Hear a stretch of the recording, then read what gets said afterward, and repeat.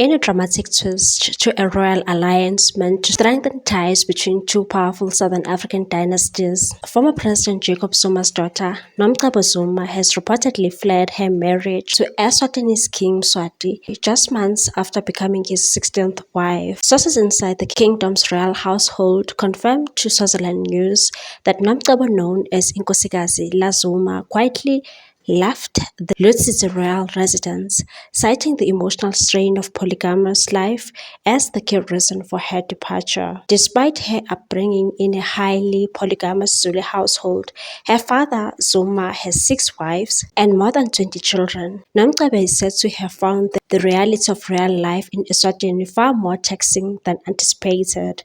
The young queen, only 22, reportedly struggled with months of isolation and limited access to her husband, Africa's last absolute monarch. King Mswati, who's 56 years old, has been married 15 times and fathered at least 36 children. Nomcebo became the monarch's 12th wife after being selected at the famed annual Umhlanga Raid Dance ceremony in September 2024.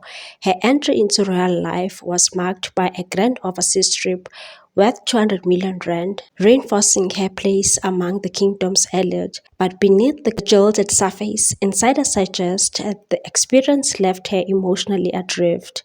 Now the royal palace is scrambling to preserve tradition. A delegation of Swazi royal negotiators has been dispatched to Zuma's homestead in Nkandla, KwaZulu-Natal, a custom-bound attempt to plead her return in a process known as Kwemuka, but the mission has reportedly stalled. Sources say the delegation has been camped at Nkandla for several days, with Jacob Zuma refusing to meet or even acknowledge them. The former president is believed to have expressed disdain for the marriage from the beginning, claiming he was misled during lobola negotiations. He allegedly thought King Mswati was arranging a union between Nomcebo and his son, not for himself. Lobola for the young bride was reported to be about 2 million rand and 100 head of cattle, a staggering sum even by royal standards. This unexpected fallout now risks denting relations not just between the two families, but also between the Swazi and the Zulu monarchies, who share deep traditional ties. King Mswati is the new 4th current Zulu king, Misizulu kaZwelithini, making the fracture more than personal.